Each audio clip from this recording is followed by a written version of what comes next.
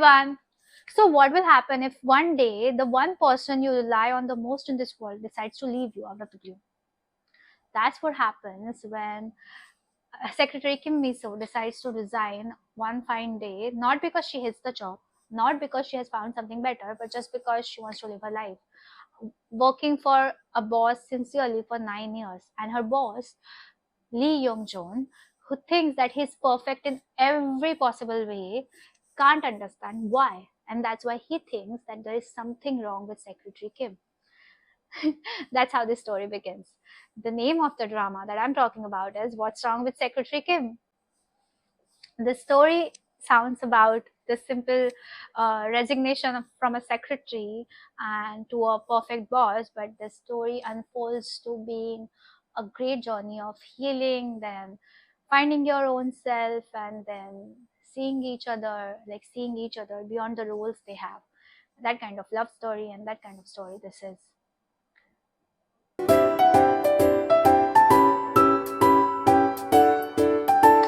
So one of the most entertaining thing about this drama is Lee Young-jun's character, which is filled with narcissism and self-love.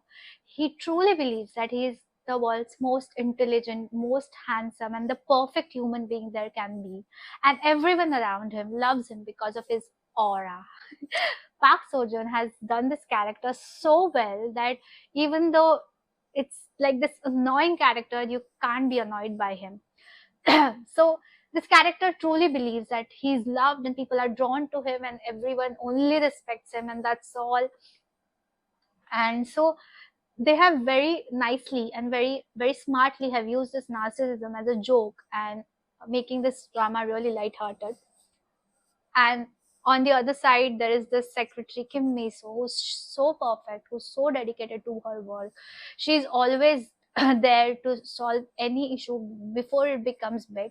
She has become this perfectionist because of her boss who wants perfection. And you might see that, it's so like a hell for her, this job, and because of him and his personality. But there's then this one scene that they have shown where when they actually began working together 9 years ago when they first went to US, and she almost snaps at him because of this character of his. And then she's she's she's utterly in need of a job and money actually at that time, but she regrets immediately after saying all those things, and she thinks now she'll be fired because she says that I'm going to resign, but she doesn't mean it actually. And then he quietly just messages her saying, okay, I understand this might happen, you're a human, and forget about it and come to work tomorrow at 5 a.m. And that makes her feel such a relief, and that shows the part of his character that is hidden behind this narcissistic aura of his. And that's why basically there is a respect between those two, and that's why this relationship has survived for 9 years. So yeah, the relationship is quite fun to watch in the career.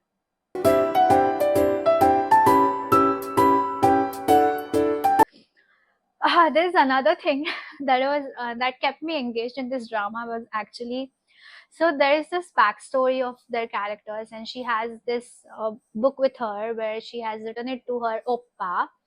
And honestly, it was very early times when I watched this drama, and I really sincerely thought that oppa means big brother, and I had no idea still that oppa means also like they call it to the boyfriend. I was still not very aware of this fact. And then uh, there were hints that he is that oppa, and then of course I knew that they are romantically involved, they are going to get romantically involved, and he used to panic me that, oh my god, he'll turn out to be her big brother, and now they're like romantically involved. And really for a really long time I thought that, and later by the end I realized that oppa is also called to, like a person you like, who's older than you. It's like that kind of a thing in Korea. So that was really fun part. So it kept me engaged, that part as well in this series.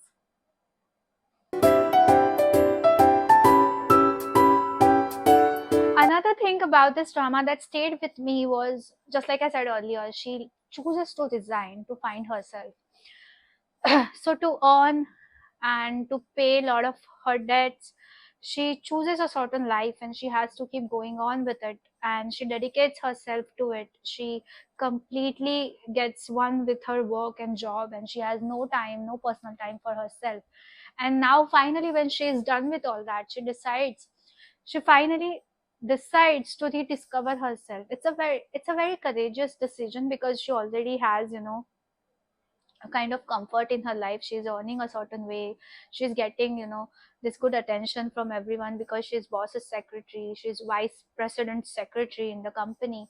She has this position. But uh, when she says that to him, like, she now wants to date, she wants to fall in love, he can't understand it. But I could understand like, I could relate to her, and I really admired her character, especially for that. To leave all your safety behind and go in the path of self discovery. So that, I thought, was kind of cool.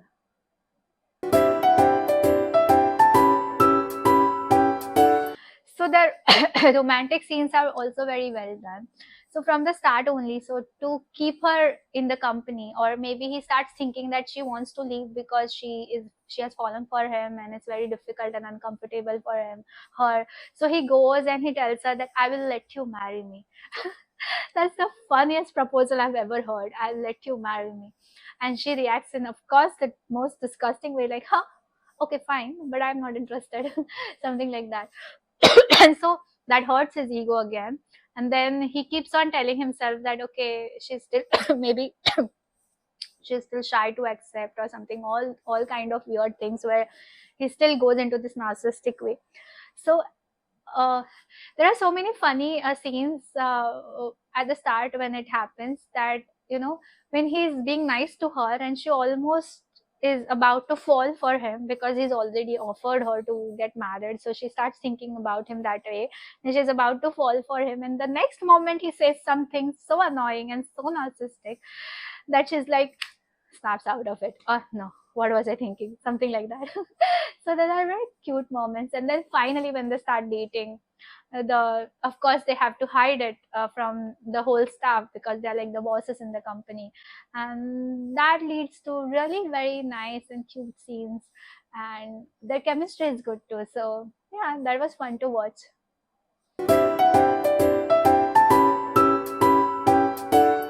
Another aspect that I liked about this is, how crazy you might be in the like in real, but there is one person. You're lucky if you find that one person who understands your craziness, and who accepts you with all your craziness, and sometimes resonates with it. And that kind of friendship, Lee Young Joon and his close friend has. He's also a little crazy, in a different way, but he understands his friend very well, and he understands his friend's depth of emotions and personality beyond his narcissistic outer layer. And so that friendship becomes special because of that. Another thing that I loved about this drama is the scenes and, sorry, the sets of the dramas. The spaces they have designed so carefully to reflect their personalities, and uh, they're visually also so pleasing and so like nice. Like his house, I really love his house, and especially there is one place where he sits whenever he's in deep thoughts, near the water. And I wish, like, I can have such corner in my house someday. I would love it. Yeah. And then her house is also very cute. It's a very compact space, but she has like this nice desk with a lot of stationery on it. It's something like I love to have. So I loved these spaces, and it was visually pleasing too, like the whole series to watch because of that.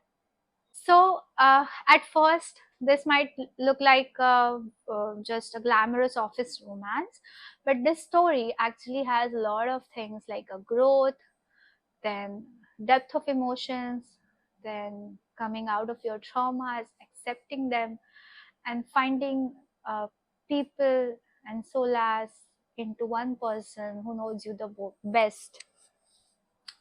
So, what's wrong with Secretary Kim is that. And all this is done while keeping the mood of the drama quite light. So, yeah, It's a really fun drama to watch, especially for the aura of Lee Young Joon, that is Park Seo Joon. It's definitely a must watch for Park Seo Joon. So do give it a try. I'll come with next drama next time. Till then, keep watching a lot of good things. Keep being happy and keep enjoying your own aura. See you next time. Bye.